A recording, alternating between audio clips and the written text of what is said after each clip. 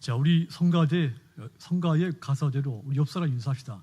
옆 사람한테 하나님이 당신을 지켜주십니다. 할렐루야. 네, 지난 2018년도에도 하나님이 저와 여러분의 삶을 지켜주셨는데 새해에도 더 튼튼하게, 더 풍요롭게 우리 삶을 지켜주실 줄 믿습니다. 자, 2019년 우리 교회는 생명을 주신 예수 그리스도, 오직 그분만 바라보는 교회, 그리고 예수님을 전파함으로써 다른 사람에게 생명을 주는 그런 우리 성동교회가 되기를 주님의 이름으로 축원합니다. 생명은 그 어떤 것보다 무겁고 소중합니다. 큰 뜻을 이루었다 하더라도 그에게 생명의 영이 없다면 그가 이룬 뜻은 아무 의미가 없습니다. 삶이 부유해졌다 하더라도 그에게 생명의 영이 없다면 그의 부유한 삶도 아무 의미가 없는 겁니다. 누구라도 그 안에 생명이 없다면 아무것도 무익한 존재일 뿐이 되는 겁니다. 그러므로 금년도에는 무엇보다도 내 안에 생명의 성령의 영이 날마다 충만하기를 기도하도록 하십시오. 자, 인간은 누구나 시한부 인생을 삽니다. 저도 마찬가지고 여러분도 마찬가지입니다. 길어야 70년, 80년, 90년 우리는 한정된 시한된 인생을 살죠. 우리나라는 이제 사형 폐지국에 해당되죠. 사형이 한 15년 이상 집행이 안 되면 폐지국에 해당이 됩니다. 원래 이 사형수에게는 사형 날짜를 고지하지 않습니다. 그래서 그들은 자신의 삶이 언제 끝날지 모르고 그냥 하루하루를 살죠. 뭐 3개월을, 뭐 6개월을, 뭐 1년을, 아니면 몇 년을 시한부 인생을 사는 겁니다. 그런데 사형수뿐 아니고 실은 모든 인간이 이처럼 시한부 인생을 살고 있는 겁니다. 육체적인 삶, 영적인 삶이 곧 끝나게 되는 삶을 어느 일정 기간의 삶을 살게 되는 거죠. 이 사실을 생생하게 알려준 사건이 민수기 21장과 요한복음 3장의 기록입니다. 이스라엘 백성들이 불뱀에 물려 죽어간 사건은 그 상징입니다. 백성들이 원죄와 더불어 원망하고 불평하고 우상을 숭배하고 하나님 앞에 불신앙의 행동을 하고 이와 같은 자범죄를 지었을 때 하나님이 그들에게 불뱀을 보내서 물게 했습니다. 불뱀의 독이 그들 몸속에 들어가서 이 수많은 백성들이 죽어가기 시작을 했죠. 자, 불뱀에 물리는 순간 짧은 시한부 인생이 된 겁니다. 그런데 불뱀에 물린 사람뿐만 아니라 시한부 인생을 사는 이 모든 사람이 실은 다 시한부 인생을 살죠. 저와 여러분은 영원히 사는 것이 아닙니다. 성경은 한 번 죽는 것은 사람에게 정해진 이치다 그랬습니다. 우리 육체는 언젠가 끝이 있습니다.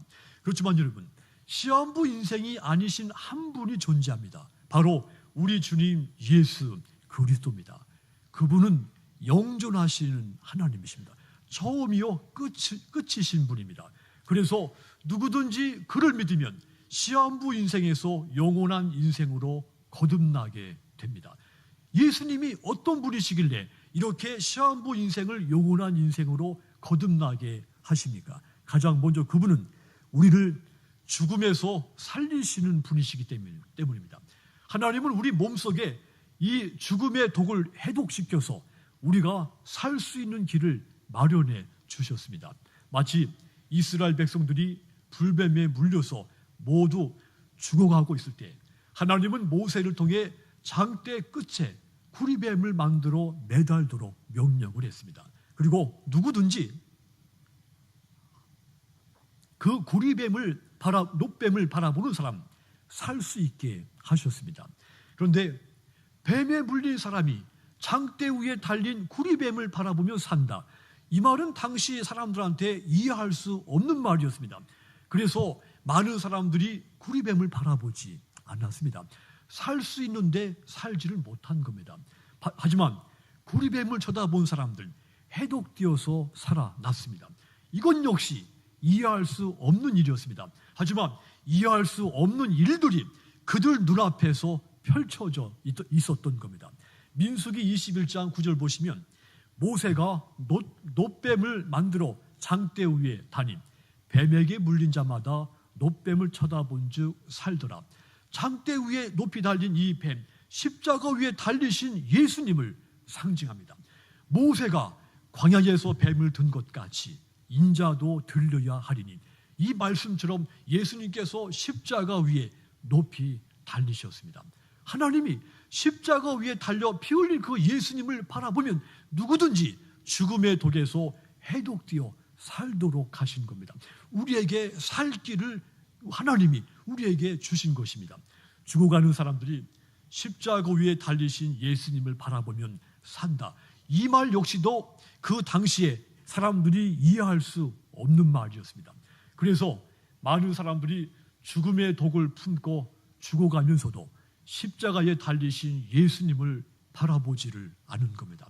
한데 반대로 십자가에 달리신, 이해할 수 없는 말이었지만 그 소식이지만 십자가에 달리신 그 예수님을 바라본 사람들, 누구든지 죽음에서 생명으로 옮겨지게 됐습니다. 나를 믿는 자는 사망에서 생명으로 옮겨졌느니라. 이 말씀대로 성취가 된 겁니다. 여러분, 장대 위의 구리뱀이 불뱀의 독을 제거한 것 같이 십자가 위에 예수님이 우리 몸속에 자리 잡고 있는 이 죄악의 죽음의 독을 제거해 해독시켜서 우리로 마침내 살게 만드신 겁니다. 예수님의 보혈의 피가 사하지 못할 죄가 없습니다. 예수님이 흘리신 피는 용서하지 못할, 살리지 못할 죄인이 없는 겁니다. 예수님은 죽을 자의 생명을 살리시는 하나님이시기 때문입니다. 이처럼 저와 여러분의 예수님은 죽을 자를 살리신 분이십니다.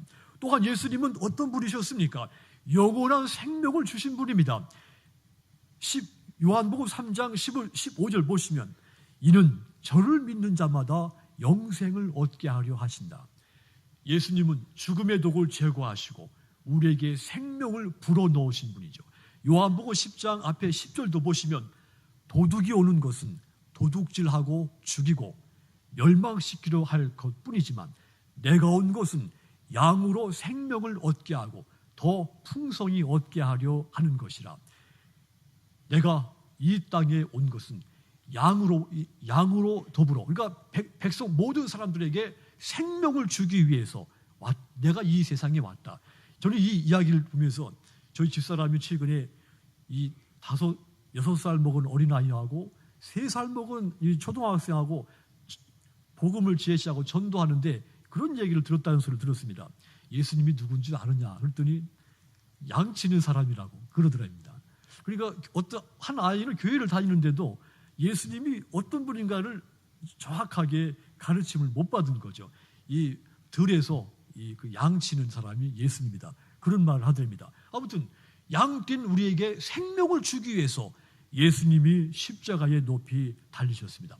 인간은 태어날 때부터 이미 뱀에 물리고 사탄에 물린 몸으로 태어났습니다. 우린 그것을 원죄라고 말합니다. 죽음의 독을 지니고 태어난 겁니다. 그런데 이 죽음의 독을 해독할 길이, 방법이 이 세상에는 존재하지 않습니다. 오직 십자가에 달리신 예수님을 바라보는 길 밖에는 이 해독할 수 있는 길이 없는 겁니다.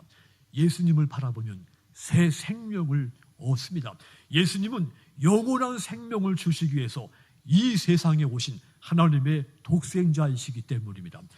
요한복음 20장 31절도 보시면, 오직 이것을 기록하는 것은, 성경을 기록하는 목적은 너희로 예수께서 하나님의 아들 그리스도이심을 믿게 하려 하며 또 너희로 믿고 그 이름을 힘입어, 따라합시다, 생명을 얻게 하려 합니다. 이 성경책을 기록한 목적이 예수님의 그 이름을 힘입어 생명을 얻게 하기 위해서, 그 사실을 알게 하려고 이 성경을 기록했다. 예수님은 영원한 생명을 주시는 분이십니다. 여러분, 이와 같이 예수님이 나에게 온 사람 만민들에게 어떤 분인가를 깨닫는 것은 아주 중요한 일입니다. 예수님은 이와 같이, 예수님은 수많은 예수님에 대한 정보가 있지만 우리가 정말 예수님을 알아야 되는 것, 우리를 죽음에서 살리신 분이며 우리에게 영원한 생명을 주시는 분이신 것을 더욱 확실한 믿음을 갖기를 주님의 이름으로 축원합니다. 성도 여러분, 이스라엘 백성들이 장대 위에 높이 매달린 구리뱀을 바라보고 죽음의 독에 해독되어 살아났듯이 우리는 십자가 위에 높이 달리신 예수님을 바라봄으로써 죽음에서 생명으로 옮겨졌다 했습니다. 요한계시록 3장에 보시면 살았다 하는 이름은 가졌으나 죽은 것이나 마찬가지다. 죽은 신자들이 있다 그랬습니다. 그런데 주님은 그 죽게 된 사람들을 살릴 것이다 약속을 했습니다. 그러므로 2019년 새해 나에게 생명을 주신 예수 그리스도 오직 그분만을 바라보시고 의지하시기를 주님의 이름으로 축원합니다. 그런데 여러분, 우리가 십자가의 예수님을 바라보는 것만 가지고 만족해서는 안 됩니다. 여기서 그냥 주저앉아서는 안 됩니다. 예수님이 나에게 생명을 줬으므로 내가 다른 사람에게 생명을 주어야 됩니다. 다른 사람에게 내가 어떻게 생명을 줄 수가 있습니까? 생명을 얻게 하는 복음을 전파하는 것입니다. 믿는 사람은 복음을 전파해야 하는 이 날 때부터 하나님으로부터 받은 사명받은 자들입니다. 이것은 주님의 명령입니다. 마가복음 16장 54절 보시면 이르시되 너희는 온 천하에 다니며 따라합시다. 만민에게 복음을 전파하라. 예수님께서 제자들에게 온 세상으로 가거라. 가서 온 세상에 복음을 전파하거라. 생명을 주는 이 복음을 전파하라. 제자들에게 명령을 한 겁니다. 그런데 이 세상에서 복음을 전파하는 것이 그렇게 간단치가 않습니다. 쉽지가 않습니다. 사탄이 이 복음 전파되는 것을 가장 싫어하기 때문이죠. 사탄은 복음 전파되는 것을 가장 극렬하게 방해를 하는 존재들입니다. 데살로니가 전서 2장 18절 보시면 그러므로 나 바울은 한 번, 두 번 너희에게 가고자 하였으나 사탄이 우리를 막았도다 그러죠. 이 부분을 공동번역으로 보면 이렇습니다. 우리는 여러분에게로 가기를 원했고 특히 나 바울은 두 번이나 가려고 했습니다. 그런데 사탄이 우리의 길을 막았습니다. 바울이 이 데살로니가에 가서 복음을 전파하려고 하는 그 열망을 품고 이제 실천하려고 하는데 끊임없이 사탄이 그 길을 가로막은 겁니다. 사탄의 목적은 복음 전파하는 것을 막는 것이 사탄의 활동 목적이다 그 말입니다. 한 사람이라도 이 생명을 얻게 하는 복음을 듣지를 못하게 하는 겁니다. 사탄은 복음이 전파돼서 많은 사람들이 아니 단 한 명이라도 생명을 얻게 되는 것을 기뻐하지를 않은 겁니다. 가장 싫어하는 일입니다. 그래서 사탄은 수단과 방법을 총동원해서 이 복음 전파가 안 되기를 방해를 하는 겁니다. 그렇다면 이러한 영적인 현실 속에서 우리가 이 생명을 주는 복음을 어떻게 전파를 해야 되겠습니까? 불신자들이나 권력자들, 힘센 자들이 분개를 하더라도 복음에 대해서 분개하더라도 그래도 복음을 전파해야 합니다.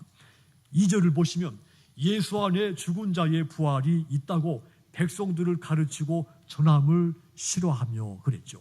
이 말을 현대인의 성경 보면 이렇습니다. 그들은 사도들이 백성들을 가르치고 예수님의 경우를 들어서 죽은 자의 부활을 전한다 하고 크게 분개했다 그랬습니다. 당시 종교 지도자들의 반응입니다. 예수님이 죽으셨다가 사흘 만에 다시 부활했다. 이것을 전파하는 것에 대해서 당시 유대교 지도자들이 이런 내용에 대해서 크게 분개하고 화를 냈다는 말입니다. 싫어했다는 말이죠. 여기서 우리 성경에서는 그냥 싫어하요 그러는데 이 싫어하요 이 원문을 보면 그냥 싫어한 게 아닙니다. 심히 경노하고 크게 분개했다 이런 뜻이 있습니다. 당시 그들이 이토록 분개한 이유가 무엇일까요? 예수님의 제자들, 그러니까 지금까지 자기들이 유대교 지도자로서 백성들에게 가르쳐왔던 교리, 또 이 종교적인 신념, 그런 것들하고 지금 예수님의 제자들이 선포하고 다니는 것이 너무도 정반대가 되고 너무도 파격적이기 때문이죠. 해서 예수님의 제자들이 선포하는 그 복음 때문에 자신들의 기득권이 무너질 것 같은 위협감을 느낀 겁니다. 그래서 그들이 방해를 공작을 아주 거세게 한 겁니다. 하지만 제자들은 이 종교 지도자들이 싫어하고 분개하고 크게 반대하는 가운데서도 이 복음을 전파했습니다. 제자들은 이 일로 인해서 감옥에 갇히게 되죠. 복음과 함께 고난을 당하게 됩니다. 자, 그러니까 제자들은 종교 지도자들이나 세상 사람들이 복음에 대해서 분을 내며 거부하지만 그렇다고 포기하지 않은 겁니다. 끝까지 이 복음을 전파를 한 겁니다. 그래서 이 복음이 극동지역, 이 대한민국까지 오게 됐고 저와 여러분들이 이 복음 때문에 예수 믿고 구원받게 된 겁니다. 그렇습니다. 생명을 주는 복음은 어떤 상황 속에서도 전파되어야 합니다. 복음을 전하다 보면 강하게 거부하고 반대하는 사람들을 만나게 됩니다. 하지만 우린 안타까운 마음을 가지고 반대자들의 분개 속에서도 이 복음을 증거를 해야 합니다. 그렇게 전파된 복음이 천하보다 소중한 한 영혼 한 영혼에게 그들의 생명을 살리게 되는 놀라운 역사가 될 줄 믿습니다. 거세게 반대하고 화를 내더라도 그래도 이 복음을 전파해야 합니다. 두 번째로 또 우리가 어떻게 복음을 전파해야 됩니까? 수치를 당하고 고난을 당하더라도 이 복음을 전파해야 합니다. 7절 다시 보시면 사도행전 4장 7절 보시면 사도들을 가운데 세우고 묻되 너희가 무슨 권세 누구의 이름으로 이 일을 행하였느냐. 자, 이 두 사도를 한가운데 세워놓고 너희가 무슨 권세 누구의 이름으로 이런 일들을 행하냐 신문을 했다는 말이죠. 이 말씀 보면 그 당시에 최고 법정 사내들인의 재판 모습을 상상할 수가 있습니다. 당시 재판 모습을 우리가 그려보면 이렇습니다. 재판관들이 긴 옷을 입고 높은 단상에 서서 여러 명이 반원형으로 쭉 둘러 앉았습니다. 그리고 피고, 그러니까 죄인으로 불린 사람, 그 사람을 그 앞에 마룻바닥에 세워놓습니다. 그리고 이제 죄를 지적하는 질문들을 쏟아내죠. 이런 재판장의 분위기는 죄인으로 불려 나온 사람, 그 피고이죠. 그에게 완전히 압도해서 주눅들게 만드는 겁니다. 이때 재판관들이 제자들에게 가장 먼저 이렇게 부르죠.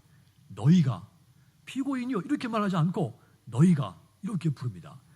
이 말은 너희 같은 백성들이 그런 뜻입니다. 한마디로 무지하고 멸시받는 최하층 계층으로 제자들을 일부러 낮추어서 경멸조로 부른 겁니다.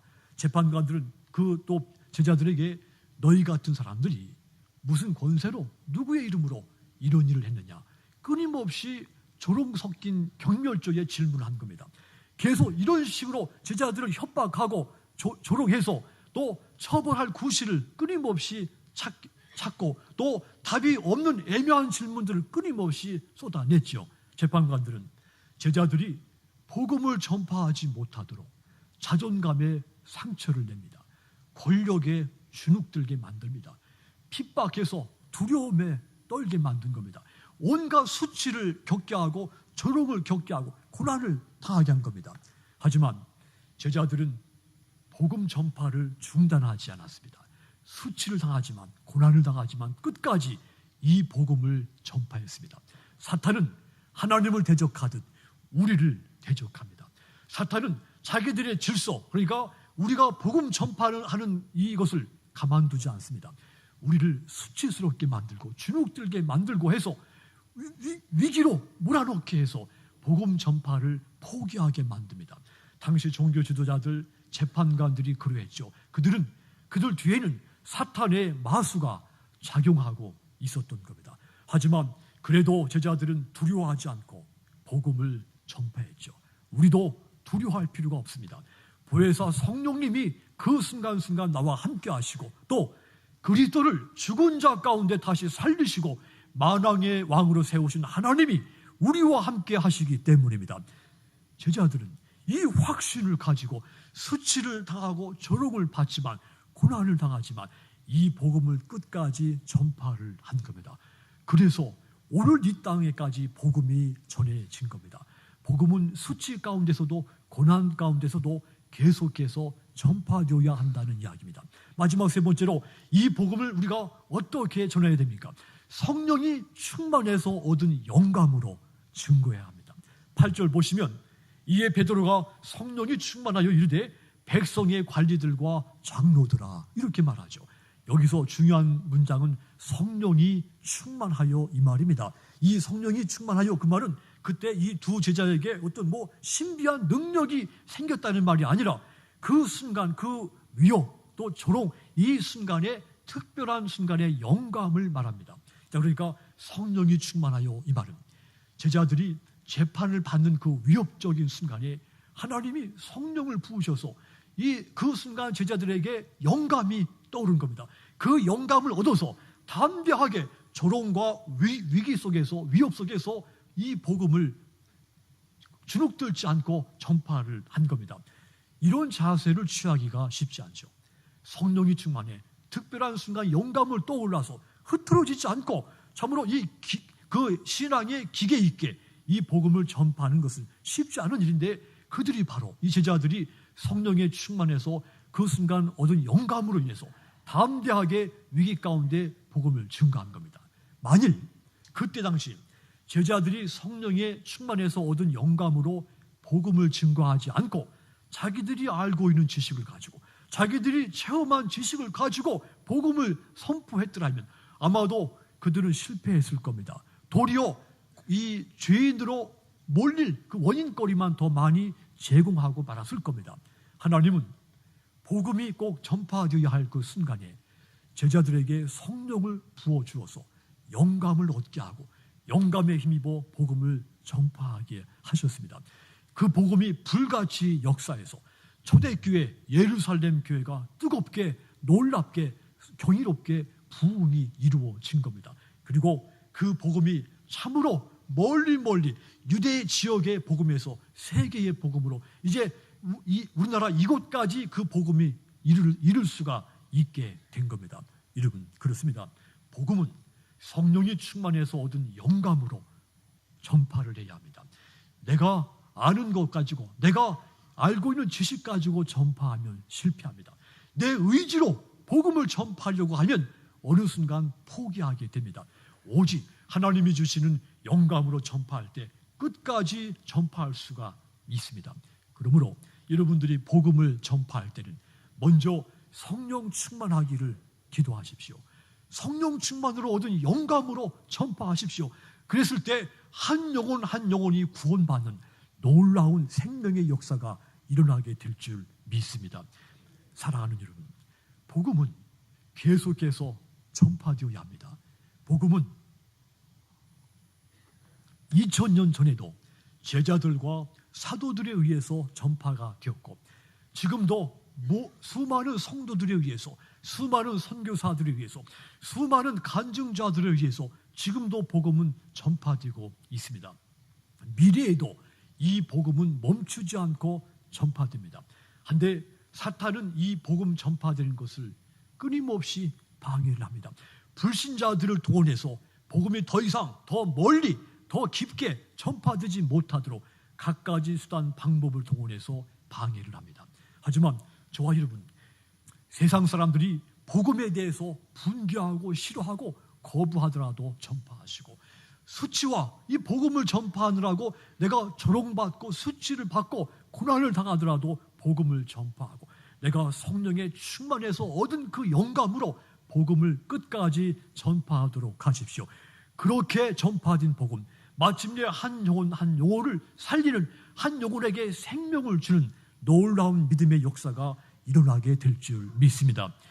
특별히 내일 모레부터 8일부터 11일까지 우리 교회에서 어린이 전도협회에서 이 3일 클럽 어린이 전도자 훈련 이 사역이 있습니다. 우리 교회 다음 세대가 복음으로 세워지지 않으면 우리 교회의 미래는 없습니다. 그러므로 우리는 다음 세대를 믿음으로 세우는 일을 소홀히 하거나 멈춰서는 안 됩니다. 이 일을 위해서 기도로 이 3일 클럽 기간 동안에 기도로 동역하시고 또 이 3일 동안 전도자 어린이 전도를 위한 훈련자로 함께 참여하도록 하십시오. 또 물질로 도와서 우리 교회 다음 세대, 우리 주일학교, 그러니까 우리 교육부가 튼튼하게 세워지기를 주님의 이름으로 축원합니다. 2019년 새해는 우리 교회가 생명을 주신 예수님을 바라보고 또 복음을 전파해서 이 수많은 사람들에게 생명을 나누어주는 그런 교회가 되기를 주님의 이름으로 축원합니다. 기도하겠습니다.